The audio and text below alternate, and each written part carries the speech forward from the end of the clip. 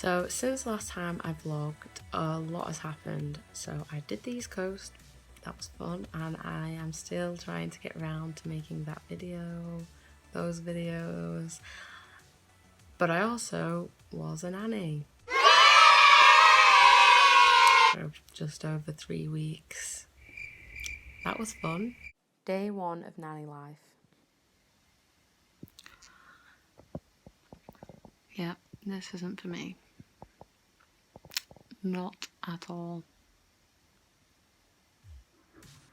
And here's a clip of me 3 days in, attempting to quietly open my suitcase so that I can pack my bag and leave.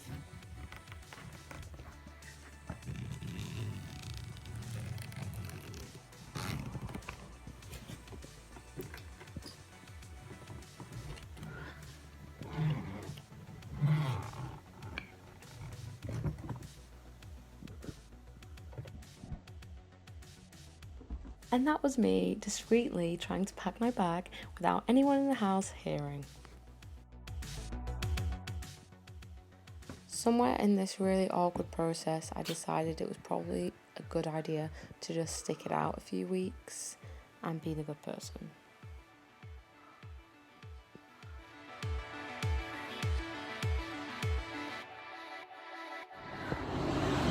One week in to nanny life. I hate it. The end can't come fast enough. I thought at this point I'd warm up a bit, but nope. She a bitch. Nanny life is finito. Never again. Yeah, nanny life, it wasn't for me.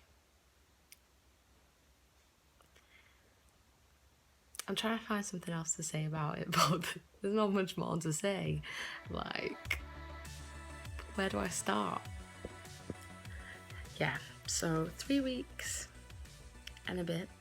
It might not seem like long to you, but I was ready to go on day 1. It took every ounce of my being, all of my morals to kick in for me not to leave. So basically in this vlog, I'm just gonna go over some rules that you should probably follow, or things you should be aware of if you ever think about being an au pair or demi-pair. Demi-pair, just don't do it. Don't do it. Unless the family is next level, really kind, I would not say it's worth it at all, because they usually ask you to do a lot more than you think you should be doing, especially when you're not getting paid.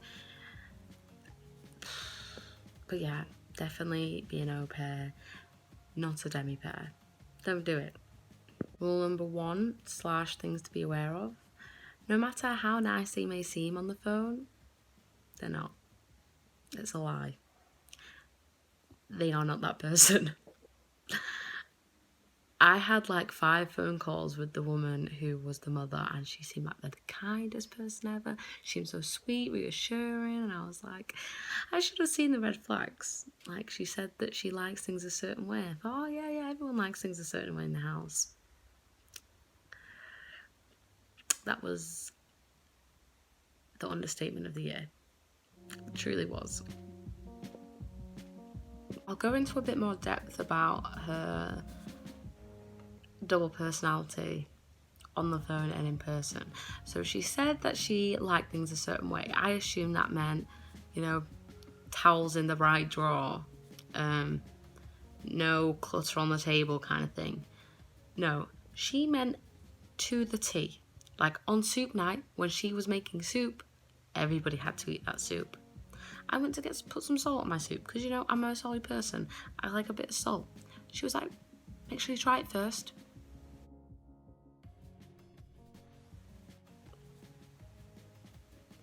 You're telling me how to eat my soup? Like, I'm eating your soup. Leave me be. Look, I like salt. So I ate it first without the salt, and then I put the salt on. Another scenario of how particular she is about things is I would chop the boys' vegetables up or whatever for their school lunch, and they had to have carrot and cucumber, so I chopped them up into like, you know, little cute sticks that you can eat because they're really nice to eat that way. And she comes along and she goes, oh. I'm like, what? She's like, so you do chop them up quite thin, don't you? I was like, yeah. She's like, I like to chop them up in chunks. I was like, okay. She was like, it's okay, you can just do it next time. Like, are you eating the food? No. Are you watching them eat the food? No. Why does it need to be in chunks? Why can't it be in little sticks? Like, why does that matter how I'm chopping the carrots and the cucumbers? Does it? No. Another thing, I'd be hanging out washing, you know, doing them a favour, being like a good person, living in the house, you know, trying to be likeable, and she'd come along and she'd be like, oh. I'd be like, what? You're hanging them on one line, because there's like the washing line, there's two and two and two. I was like, yeah, it takes up less room. She's like, well, I like to hang them over both of them so they get more air to them. I was like, okay, I'll hang them over two. So I'm hanging over two. She's like, oh. I'm like, what? She's like, you're not hanging the socks up in pairs. Like, does it matter? When I take them off the line, they're just going to go in the basket and I'm going to have to repair them anyway. But I stop, I do as she asks, put them up in pairs. Maybe it was just her. Maybe it's not being an au pair or a demi-pair. Maybe it was just that woman that I just could not cope with. Not that she was a nasty person. It was just intense. Like, next level intense. Looking back, it's probably my own fault for getting into the situation because I should have seen the signs. Like, she sent me a 13-page rule book that was meant to be a guideline. It was 13 pages. It was not big writing. It was tiny little letters for 13 pages. Oh. Anyway, I'm getting way off topic again. So anyway, yeah, no matter how cute the family looks, they are not a cute family. The cuteness that they make seem like a really nice little picture perfect family, but that just means they're more messed up. Like they've got issues, deep rooted issues. Like the relationship between the mum and dad. Like I don't even know how they got married. Like how are they a couple? Like actually no, yeah, I can see it. She's very demanding and he's like a ghost of his past self. Like I'm sure that's what's going on. So rule number 3, which I think it's number 3, when they say general housework or helping out around the house, that's code for you do everything. Here's me listing a load of things that you'll probably have to do.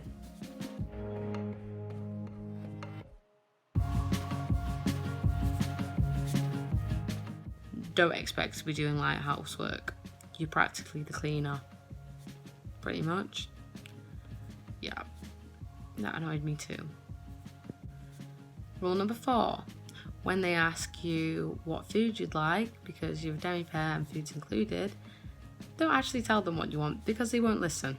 That's just code for we're trying to be polite and ask you what you like, but we don't actually care because we're just going to buy the same food and you can eat some of it if you like it and you don't have to eat it if you don't like it. Pretty much. So don't be expecting crazy things. In fact, yeah, that's one of the things I was told. Oh yeah, so you're allowed to make requests and stuff, but please don't go crazy, meaning you can't ask for anything extra that adds up to more than $10, which is like £5. So basically, you're allowed £5. Yeah. Point number 5. When they say you have weekends off, what that really means is you have weekends off, but all the chores from the weekend will leave you for Monday morning. When you should be doing the things like making the kids lunch, you can also be doing all the washing up from the weekend. Fun. That might seem like not too bad, but when you've already got like 50 things to do on a Monday morning, it really annoys you when, I don't know, you're looking for their lunchbox. You're like, oh, they must have washed it up and put it away, looking for where they must have put it. Then you come to the conclusion that it must still be in their school bag. Go in the school bag and there's some mouldy ass fruit in the lunchbox that you then have to wash up as well. Yeah, it's annoying. Very annoying. Point number 6, when you hear the, oh, expect to redo whatever the hell you're doing. Expect that you've done it wrong. No matter how well you thought you were doing it. Think you're doing a perfect job. You hear the, oh, and you know you're doing it wrong. Straight up, just stop. Lose all hope. Get ready to redo it.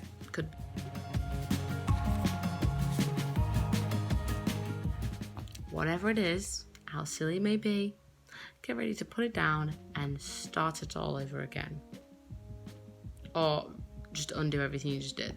Like, that's what it means. It's reset, pretty much. Sarky way of saying, that's not how I did. Point number 7, just take all the sarky comments. They're going to pretend like they're being nice, but say the most annoying things to you, and you're really going to want to, say something back, have some dignity, keep your respect, but just let it go. Dignity is a thing of the past. Respect doesn't exist in the house. The second you say I do to being a demi-pair or an au pair, you are saying goodbye to those things. To any sort of respect. It's gone. Point number 8 kind of contradicts point number 7, as it means point number 8 is to make sure you have respect from the children. Make sure they know who the boss is and that you're the one who's making all the rules. Like, one of my things that I wasn't meant to do was don't tell them that you can't do something because you're the boss and they're not. Sorry, au pair mum, but they had to know. They had to know.